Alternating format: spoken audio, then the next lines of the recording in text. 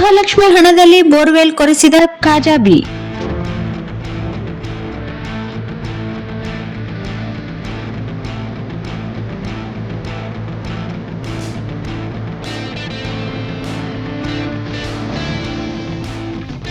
ಕಾಂಗ್ರೆಸ್ ಸರ್ಕಾರದ ಗೃಹಲಕ್ಷ್ಮಿ ಯೋಜನೆ ಒಂದಲ್ಲ ಒಂದು ರೀತಿಯಲ್ಲಿ ಆಗಾಗ ಸುದ್ದಿಯಾಗುತ್ತಿದೆ. ಈಗ ಕಾಜಾಬಿ ಗಂಡ ರಾಜ್ ಸಾಬ್ ಪಲಕನಮರಡಿ ಗೃಹಲಕ್ಷ್ಮಿ ದುಡ್ಡನ್ನು ಕೂಡಿಟ್ಟು ಕೃಷಿ ಭೂಮಿಗೆ ಬೋರ್ವೆಲ್ ಕೊರೆಸಿ ಸಮೃದ್ಧಿಯಾಗಿ ನೀರು ಪಡೆದಿದ್ದಾರೆ. ರಾಜ್ಯ ಸರ್ಕಾರದ ಪಂಚ ಗ್ಯಾರಂಟಿ ಯೋಜನೆಗಳ ಪೈಕಿ ಗೃಹಲಕ್ಷ್ಮಿ ಯೋಜನೆಯು ಹಲವು ಯಶೋಗಾಥೆಗಳಿಗೆ ಸಾಕ್ಷಿಯಾಗಿದೆ.